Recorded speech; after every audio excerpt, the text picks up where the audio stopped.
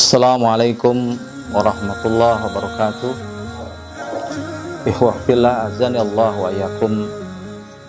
Kembali kita bertemu di malam yang bahagia ini, di malam Ramadan yang Allah muliakan kita dengan iman, dengan Islam dan juga hidayah. Dalam sesi ini saya ingin memberikan sebuah nasihat, ya, tentang sifat, ya, yang dimana Islam mengajarkan hal ini dengan keutamaan-keutamaan, yaitu bahwasanya kita dianjurkan untuk diam, ya.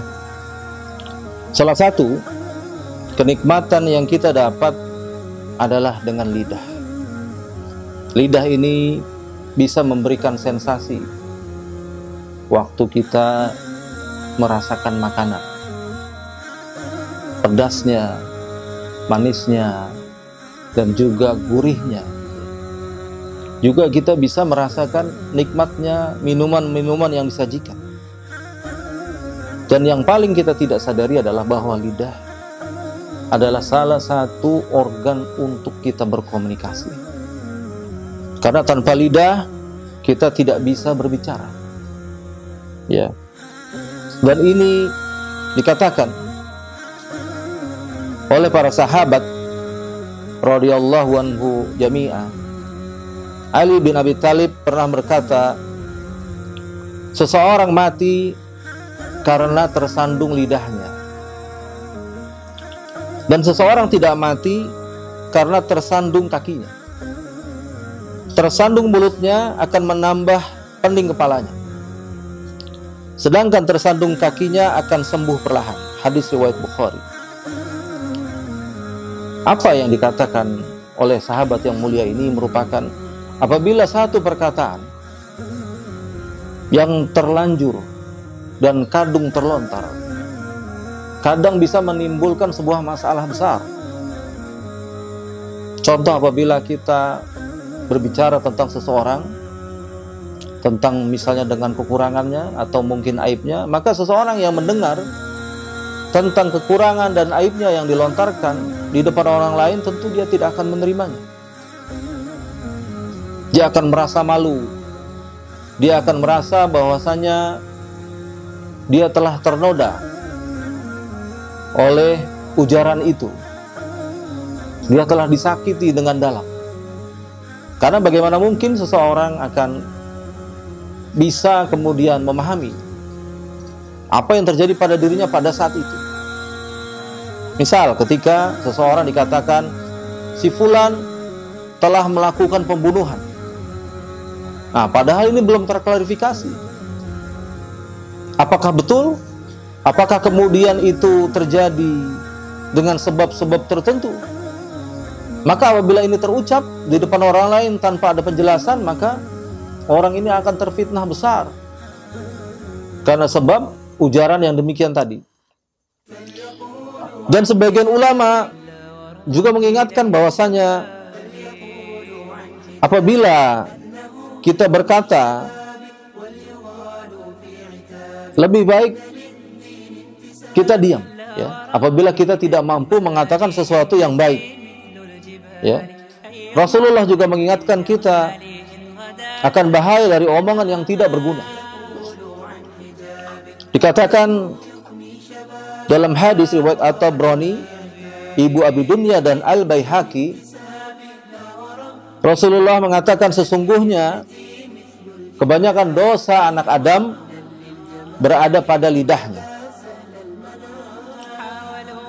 Dan ini merupakan sebagai ibrah, ya, bagaimana Rasulullah mengajarkan diam agar kita tidak memberikan suatu kemudaratan baik bagi diri kita maupun orang lain. Kemudian bagaimana adab ini, ya, merupakan anjuran daripada syariat yang mulia. Yang pertama, ibadah yang paling ringan tetapi tinggi.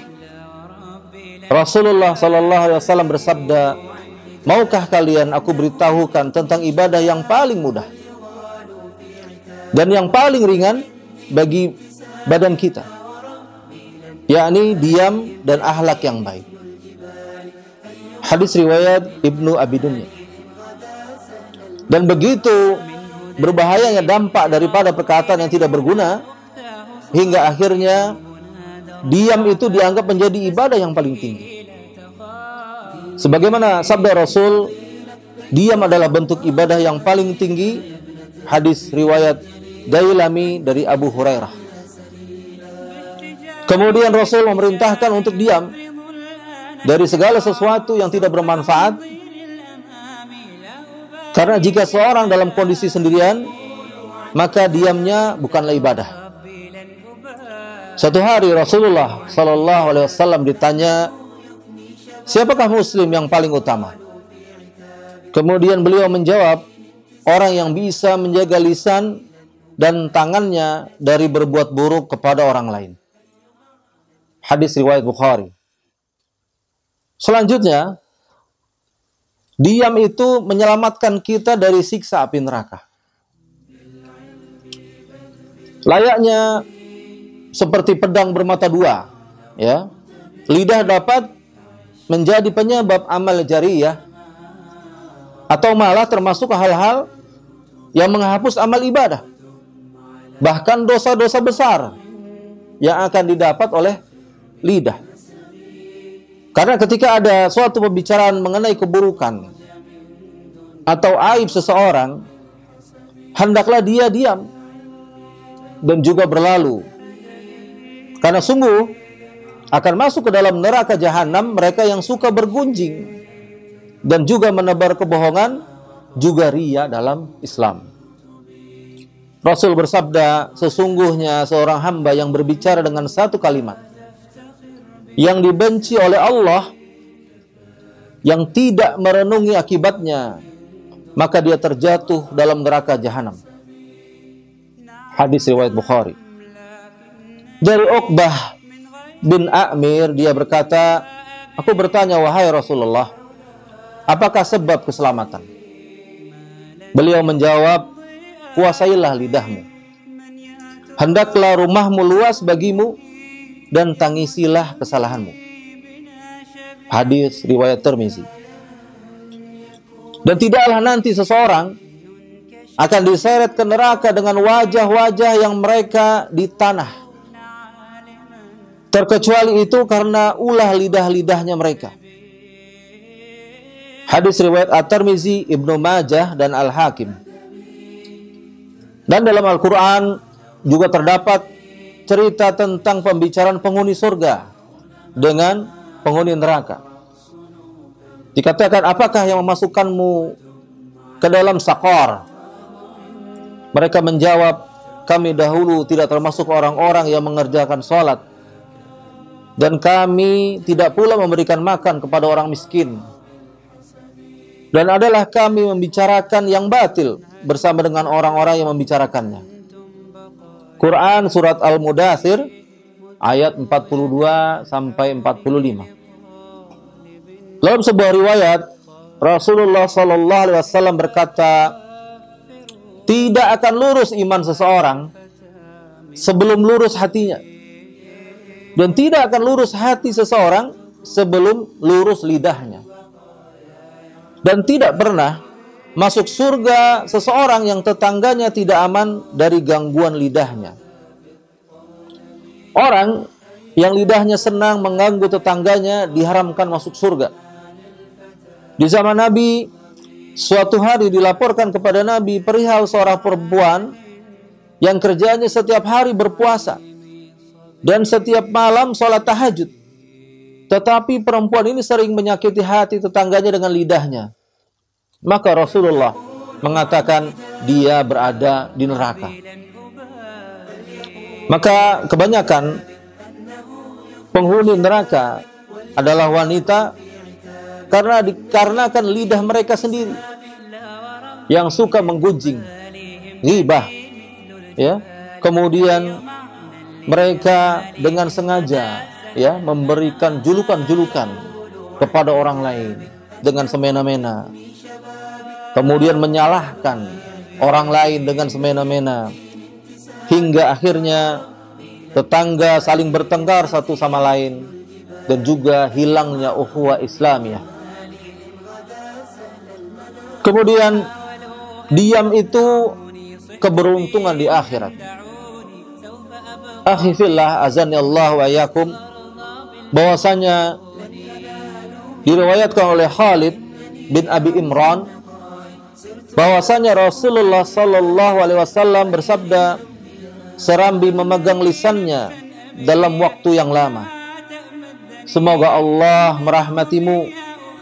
Seorang hamba yang telah berkata benar, maka ia akan mendapatkan keberuntungan yang besar.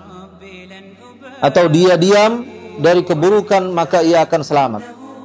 Hadis riwayat Ibnu Al-Mubarak. Barang siapa yang diam, pasti dia selamat. Hadis riwayat At-Tirmizi. Barang siapa beriman kepada Allah dan hari akhirat, maka berkatalah yang baik, atau jika tidak, diamlah. Hadis Bukhari dan Muslim. Maka dengan diam dari keinginan berkata yang buruk, seorang manusia dapat selamat di akhirat nanti.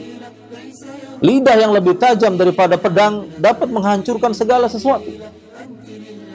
Karena itulah Rasul memerintahkan untuk menjaga lisan. Dari Abdullah bin Sufyan meriwayatkan dari ayahnya, dia berkata, aku berkata kepada Rasulullah sallallahu alaihi wasallam, wahai Rasulullah, beritahukanlah kepadaku tentang Islam dengan suatu perkara yang aku tidak akan bertanya lagi kepada orang lain sesudahmu. Nabi bersabda, katakanlah aku beriman, kemudian istiqomahlah. Dia berkata, lalu apakah yang harus aku jaga? Kemudian Rasul sallallahu alaihi wasallam mengisyaratkan dengan tangan beliau ke lidah beliau. Hadis riwayat At-Tirmizi, An-Nasa'i dan Ibnu Majah. Selanjutnya diam menghindari kita dari sifat munafik. Diam membuat kita jauh dari sifat munafik, sebagaimana sabda Rasul, diam itu adalah perhiasan bagi orang alim dan selimut bagi orang yang bodoh. Hadis riwayat Abu Shaykh dari Muhariz.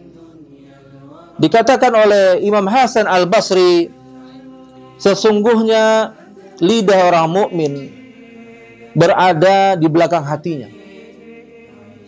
Apabila ingin berbicara tentang sesuatu, maka dia merenungkan dengan hatinya terlebih dahulu, kemudian lidahnya menunaikannya. Sedangkan lidah orang munafik berada di depan hatinya. Apabila menginginkan sesuatu, maka dia mengutamakan lidahnya daripada memikirkan dulu dengan hatinya. Selanjutnya bahwasanya diam mendapatkan balasan surga. Sahal bin Sa'ad meriwayatkan hadis dari Rasulullah sallallahu alaihi wasallam di mana beliau bersabda, siapa yang menjamin untukku agar menjaga apa yang ada di antara dua janggutnya, yaitu lidah, dan yang ada di antara dua kakinya, yaitu kemaluan, maka aku menjamin untuknya surga. Hadis riwayat Bukhari. Yang selanjutnya bahwasanya diam akan mendapat banyak hikmah. Saking mulianya akhlak ini, seorang sahabat yaitu Anas bercerita, suatu hari pada perang Uhud, aku melihat seseorang pemuda yang mengikatkan batu ke perutnya lantaran kelaparan. Ibunya lalu mengusap debu dari wajahnya sambil berkata, semoga surga menyambutmu, wahai anakku. Ketika melihat pemuda yang terdiam itu, Nabi berkata, tidaklah engkau ketahui mengapa ia terdiam saja? Mungkin ia tidak ingin berbicara yang tidak perlu, atau ia menolak dari hal-hal yang membahayakan dirinya. Dalam riwayat lain Nabi bersabda, kalau engkau temukan seseorang yang sangat berwibawa dan banyak diamnya, ketahuilah mungkin ia sudah memperoleh hikmah. Diam itu mengandung hikmah yang banyak, tetapi sedikit orang yang melakukannya. Hadis riwayat Qadai dari Anas Ad-Dailami dan juga Ibnu Umar. Saudaraku yang Allah muliakan, kita dengan iman dan Islam, maka diam ini adalah penolong ya bagi kita, dan diam ini adalah sesuatu yang mencegah kita dari perbuatan yang mungkar.